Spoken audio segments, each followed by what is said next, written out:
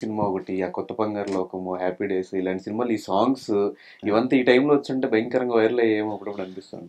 మేము మొన్న 'happy days' re release అయితే బ్రహ్మరాంబ థియేటర్కి వెళ్ళాను. నేను, మా వితిక అండ్ మా డైరెక్టర్ రాజేష్ గారు కూడా వచ్చారు. అండ్ మా నిందా టీంలో కొంతమంది మెంబర్స్ అందరం మార్నింగ్ 8:00 షో అనుకుంటా. 8:00 షోకి మేము థియేటర్కి వెళ్ళి చూసాము. అంటే వాళ్ళు ముందర వెళ్ళారు, నేను ఓకే కొంచెం ఇంటర్వెల్ ఆ టైంకి నేను వెళ్ళాను.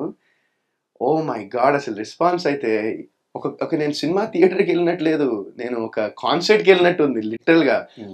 డైలాగ్స్ విందాము లేకపోతే సాంగ్స్ విందామంటే అసలు కార్తిక్ వాయిస్ వినిపించట్లేదు, సాంగ్స్ పాడుతుంటే మొత్తం ఇంకా ఆడియన్సే పాడేస్తున్నారు. అంటే ఆ డిటిఎస్ సౌండ్ ని అది వాళ్ళు డామినేట్ చేసి పాడుతున్నారు. సో అవేంటంటే అవి దట్ మూవీ స్టిల్ ఇప్పటికీ నేను అదే అనుకున్నా ఆ రోజు నేను థియేటర్కి వెళ్ళినప్పుడు. అందరూ ఫోన్స్ తీసుకుని అందరూ రికార్డ్ చేస్తున్నారు, అందరూ పాడుతున్నారు, డైలాగులు చెప్పేస్తున్నారు. బట్ వాళ్ళంతా ఏంటంటే 'హ్యాపీ డేస్' అనే సినిమా రిలీజ్ అయినప్పుడు వాళ్ళందరికీ మేబీ 5 ఏళ్ళు 6 ఏళ్ళు 4 5 ఇయర్స్ 6 ఇయర్స్ ఉంటారేమో. సో అలాంటి వాళ్ళు ఇప్పుడు కూడా ఎంజాయ్ చేస్తున్నారంటే ఆ సినిమాలో ఒక మ్యాజిక్ అనేది ఉంది సినిమాలో. ఇప్పటికీ మీ గురించి ప్రతిసారి ఎక్కడ టాపిక్ వచ్చినా కూడా మాట్లాడుకున్న 2 సినిమాలు అవే.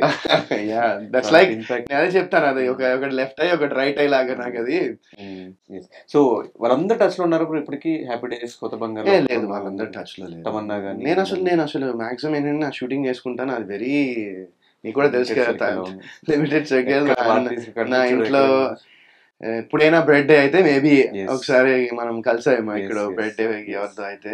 Besides that man I like to stay here, I have a limited thing. But one guy I'm in touch with is Nikhil. Obvious గా నేను నిఖిల్ మా ఫ్రెండ్షిప్ గురించి అందరికీ తెలుసు. మనోడు ఫస్ట్ యువత చేసినప్పుడు ఆ సెలబ్రేషన్స్ కి నేను వెళ్ళాను. హ్యాపీ డేస్ కలిసి సెలబ్రేట్ చేసుకున్నాం. అండ్ యువత సినిమా సక్సెస్ మీట్ కి నన్ను పిలిచారు గెస్ట్ గా. అండ్ ఇప్పుడు నేను నిందా సినిమాకి నిఖిల్ని పిలిచా గెస్ట్ గా. సో మా మధ్య నా బాండింగ్, ఆ కామ్రాడరీ మా ఇద్దరికి ఎప్పటికీ ఉంటుంది. We have that bond between us for some reason. అప్పుడు నిఖిల్కి ఎంత ఏజ్ బ్రో మీరు చేస్తున్నప్పుడు? నిఖిల్కి అప్పుడు 21 అనుకుంటా. మీకన్నా పెద్దోడే. ఆయన కొంచెం మెచ్యూరిటీ ఉంటుంది ఆ టైంలో. సో తమన్నా గారు ఎప్పుడు టచ్ లేరు దాని తర్వాత మధ్యలో ఏదో అంటే ప్రేమ గారు ఒక ఇంటర్వ్యూ చేస్తే అప్పుడు నన్ను చిన్న గెస్ట్ గా పిలిచారు ఆ ఇంటర్వ్యూకి. అప్పుడు కలిసాను. చాలా ఏళ్ళైంది, 5-6 ఏళ్ళు అయింటుందేమో. ఎక్స్పెక్ట్ చేశారు ఆ టైంలో తమన్నా గారు అంత స్టార్ హీరోయిన్ అవుతారు అది? నేను అసలు అంత ఆలోచించలేదు కూడా. అంటే ఇప్పుడు తమన్నా స్టార్ హీరో అవుతుందా లేకపోతే ఇంకో స్టార్ హీరో అవుతారనేది నాకు ఆనెస్ట్ గా నాకు ఆ టైంలో నా మైండ్ లో లేదు. నేను మామూలుగా నా పని ఏం చేసుకుంటున్నా, నేనేం చేస్తున్నాను నెక్స్ట్. ఇప్పుడు నాకు రేపే షూటింగ్ ఉంది. నేను లిటరలీ 2 సినిమాలు షూటింగ్ చేసేవాడిని ఒక పాయింట్ లో డేలో. సో నా మైండ్ అంతా అక్కడే ఉండేది మాక్సిమం. సో వాళ్ళు ఏం చేస్తున్నారు వీళ్ళు ఏం చేస్తున్నారు అనేది నేను నేనేం చేస్తున్నాను అనేది నాకు ఇంపార్టెంట్. అండ్ ఆ ఫిల్మ్ నుంచి వచ్చిన వాళ్ళు, దాని తర్వాత ఫిలిమ్స్ నుంచి వచ్చిన వాళ్ళు, తర్వాత మీతో పాటు జర్నీ స్టార్ట్ చేసిన వాళ్ళు చాలా మంది ఇప్పుడు టాప్ పొజిషన్ లో ఉంటాము. కొంతమంది మీ ముందే వచ్చి మీ ముందే వెళ్ళిపోవడము ఇట్లా జరిగినప్పుడు మీ గురించి మీరు ఏమనుకున్నారు ఆ టైంలో? అంటే వాళ్ళు సక్సెస్ అయ్యారు. నేను చాలా గర్వపడతానండి. అరే example, I'm so happy so proud of Nikhil. ఎందుకంటే తను కూడా ఇప్పుడు నేను అదే అంటున్నానండి, success and failure is part of life. Everyone has it. Nikhil has seen it. Nikhil happy days తర్వాత ఒక 4-5 మూవీస్ చేశాడు, 5-6 మూవీస్ చేశాడు అనుకుంటా. అవి వర్కౌట్ అవ్వలేదు. అవి కూడా ఆ టైంలో తను ఫీల్ అయిపోయి అరే నేనేంటి నా లైఫ్ ఇంతేనా, నేను సినిమా ఫెయిల్ అయిపోయాను మానేసి వెళ్ళిపోలే కదా, హీ డిడ్ంట్ క్విట్ కదా. సో సక్సెస్ ఫెయిలియర్ అనేది ఎప్పటికీ అందరి లైఫ్ లో వస్తుంది. ఎప్పుడు మనం గివ్అప్ చేయకుండా, మనం క్విట్ చేయకుండా ఒక పని చేస్తే ఎప్పుడో అప్పుడు సక్సెస్ అవుతాం. So that's what I feel and I'm super happy for Nikhil. I'm so proud of him. మంచి సినిమాలు అండ్ ఇప్పుడు ఒక నాట్ జస్ట్ తెలుగు ఆడియన్స్కి, ఇండియాలో ఉన్న చాలా మంది ఆడియన్స్కి తను చేసే సినిమాలు, తను సెలెక్ట్ చేసుకునే కథలతో దగ్గరయ్యాడు. I'm so happy for him. Is ఇప్పుడు నాట్ ఓన్లీ తెలుగులో అతనే కాదు, మొత్తం పాన్ ఇండియాలో తెలిసిన ఒక నటుడిగా రికగ్నైజ్ అయ్యాడు నిఖిల్. కానీ మీలో ఆ మిస్టేక్ ఏంటి? లైక్ ఎక్కడ రాంగ్ స్టెప్ తీసుకుంటున్నారు ఎవ్రీ మూవీకి అంటే ఏం చెప్తారు? ఎవ్రీ మూవీకి నేనేం రాంగ్ డిసిజన్ తీసుకోలేదు. చాలా సినిమాలు తీసుకున్నా, ఎవ్రీ మూవీకి తీసుకోలేదు. సో ఎవ్రీ మూవీ సక్సెస్ అవ్వకపోవడానికి రీజన్స్ ఏమై ఉండొచ్చు? ఆడియన్స్ థియేటర్కి వచ్చి సినిమా చూడకపోవడం, అదే రీజన్. సినిమా బాగాలేకపోవడము, అంటే సినిమా బాగాలేకపోవడం ఇన్ సెన్స్ మేబీ నాకు నచ్చచ్చేమో, చూసే వాళ్ళకి నచ్చలే. ఇప్పుడు 100 మంది ఉంటే 51 మందికి నచ్చకపోతే ఆ సినిమా వర్కౌట్ కాదు కదా. 51 మందికి నచ్చినా సినిమా బాగుంది అన్నట్టే నేను నమ్ముతాను. సో నేను చేసే మెజారిటీ ఆఫ్ ద ఫిల్మ్స్ జనాలకి నచ్చలేదు. వెదర్ ఇప్పుడు సినిమా ఎందుకు బాగాలేదా అనడానికి చాలా రీజన్స్ ఉంటాయి, right? It be from story కానీ, ఎగ్జిక్యూషన్ కానీ, స్క్రీన్ ప్లే కానీ, ఇంకా ఎన్నో ఉంటాయి, రైట్? క్యారెక్టరైజేషన్స్ కానీ, మేబీ కాస్టింగ్ అవ్వచ్చు, లేకపోతే మ్యూజిక్ నచ్చకపోవచ్చు, లేకపోతే కొన్ని థింగ్స్ సింక్ కాకపోవచ్చు. ఇప్పుడు సినిమా అనేది నేను అదే చెప్పాను కదా, ఇప్పుడు అన్ని క్రాఫ్ట్స్ అందరూ ఒకే పేజ్ మీద ఉన్నారంటే ఖచ్చితంగా ప్రోడక్ట్ కొంచెం బెటర్గా ఉంటుందని నేను నమ్ముతాను. సో ఈ సినిమాలు, నేను చేసిన సినిమాలు వర్కౌట్ అవ్వకపోవడానికి కారణం ఏంటంటే కొంతమంది ఆ పేజ్లో లేరు. అర్థమైందా? సో ఇప్పుడు వాళ్ళ పేర్లన్నీ చెప్పాలంటే అది వద్దు, నేను చెప్పను కూడా. సో అలా జరిగినాయి కొన్ని సినిమాలకి. So that's why they didn't work out.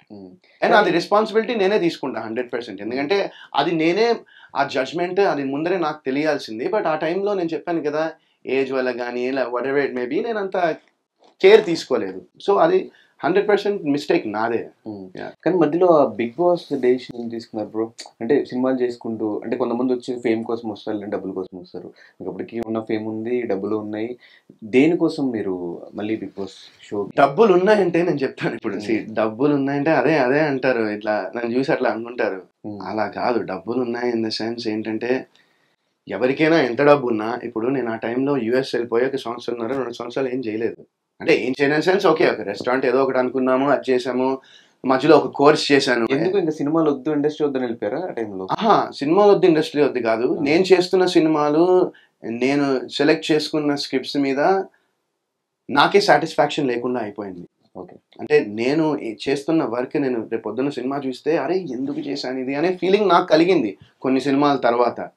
అప్పుడు నేను ఇంకా అంటే ఆపేద్దామా లేదా అని కాదు, ఫస్ట్ వెళ్ళిపోదాం నుంచి నాకు మైండ్ ఫస్ట్. ఎందుకంటే సినిమాలు చేస్తూనే ఉన్నాను, గ్యాప్ ఇవ్వలేదు.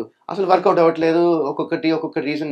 నేను చూసిన తర్వాత అనలైజ్ చేస్తే ఈ సినిమా ఎందుకని నాకు అనిపిస్తుంది, ఈ సినిమా ఎందుకని అనిపిస్తుంది. సో ఐ జస్ట్ నీడెడ్, ఎందుకంటే నాన్ స్టాప్ 2007 నుంచి నాన్ స్టాప్ చేశాను. So I just needed a break. 18, 19 ఆ టైంలో అనుకుంటా, 17, 18 ఆ టైంలో. That was your depression?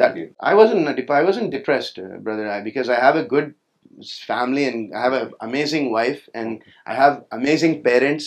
Main ఏంటంటే మేబీ నేను డిప్రెస్ అయ్యేవాడినేమో, కాకపోతే నా ఫ్యామిలీ, నా చుట్టుపక్కల ఉండేవాళ్ళు నన్ను ఎప్పుడూ అలా వెళ్ళనియలే. ఎందుకంటే నేను సక్సెస్లో ఉన్నప్పుడు కూడా అబ్బా నువ్వు అసలు తోపు, నువ్వు సూపర్ అనలేదు.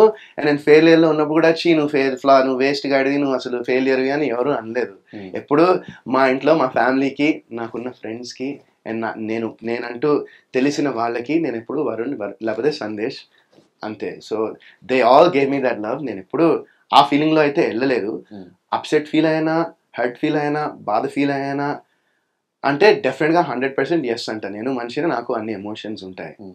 బట్ ఆ డిసిషన్ తీసుకోవడానికి కారణం ఏంటంటే, ఇప్పుడు మనం ఒక పని చేస్తున్నప్పుడు మనకు ఆ పని మీద ఏదో ఒక సాటిస్ఫాక్షన్ లేనప్పుడు మనం ఆ పని చేయడం కరెక్ట్ కాదని నాకు అనిపించింది.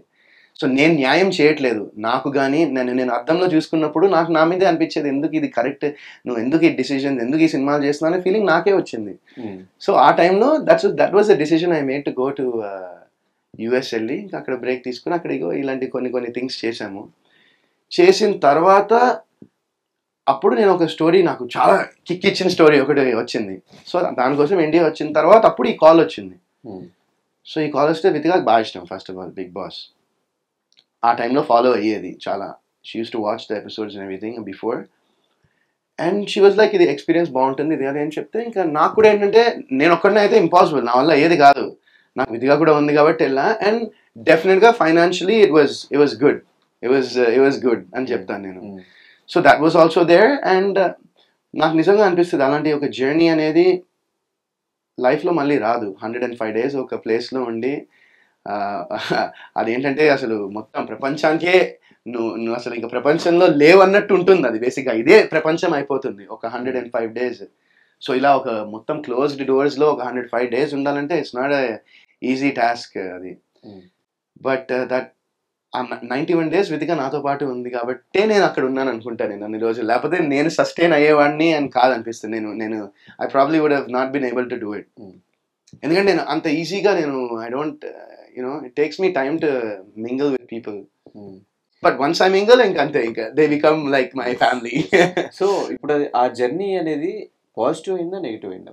అంటే నాకు నెగిటివ్ అయితే అవ్వలేదు, ఎందుకంటే పాజిటివ్గా అయిందని చెప్తాను నా పర్స్పెక్టివ్లో. బికాజ్ ఫస్ట్ ఆఫ్ ఆల్ ఇప్పుడు నేను వరుణ్ సందేశ్ ఒక వ్యక్తిగా జనాలకి నేను చేసిన సినిమాలు, లేకపోతే వాళ్ళు న్యూస్‌లో చదివినవి, లేకపోతే నా గురించి వాళ్ళు విన్న రూమర్స్ త్రూ వరుణ్ సందేశ్ అనే వ్యక్తి ఇలాంటోడు, అలాంటోడు, లేకపోతే ఆడు ప్లే బాయ్, లేకపోతే ఆడు ఇది రకరకాలుగా ఉండేది జనాలకి నా మీద. సో నేను ఒక 105 days ఒక ప్లేస్కి వెళ్ళి అందరు టీవీలో దగ్గరికి వచ్చి అందరూ నన్ను చూసి ఒక 105 రోజులు నేనేంటో తెలుస్తుంది కదా జనాలకి, వాట్ ఈస్ దిస్ గై అనేది. సో జడ్జ్మెంట్స్ అనేది ఏవైతే నా మీద ముందర క్రియేట్ అయ్యాయో అవి చాలా మంది, మొన్న చెప్తున్నాను కదా, మొన్న ఇంటర్వ్యూ చేస్తున్నప్పుడు కూడా ఒక ఆవిడ, నేను బిగ్ బాస్ ముందర మీకు అసలు చాలా యాటిట్యూడ్, మీకు చాలా బలుపు, మీకు చాలా మీరు ఇవన్నీ అనుకున్నానండి, కానీ మీరు ఇంత హంబుల్, ఇంత స్వీట్ ఉన్నారని నేను ఎక్స్పెక్ట్ చేయనంటే నేను అదే అన్నా. సో మనం యూజువల్గా లైఫ్లో మనం అంటే చాలా మంది అందరం ఏం చేస్తామంటే ఒక బుక్ని కవర్ చేసి జడ్జ్ చేస్తూ ఉంటాం, అది హ్యూమన్ ఇన్స్టింక్ట్ అది. బట్ ఏంటంటే లైఫ్లో నేను ఈ 17 years జర్నీలో నేర్చుకున్నది ఏంటంటే అక్కడ కవర్ ఇంపార్టెంట్ కాదు, లోపల ఏముందో అది ఇంపార్టెంట్ అని నేను, that's one thing I learn.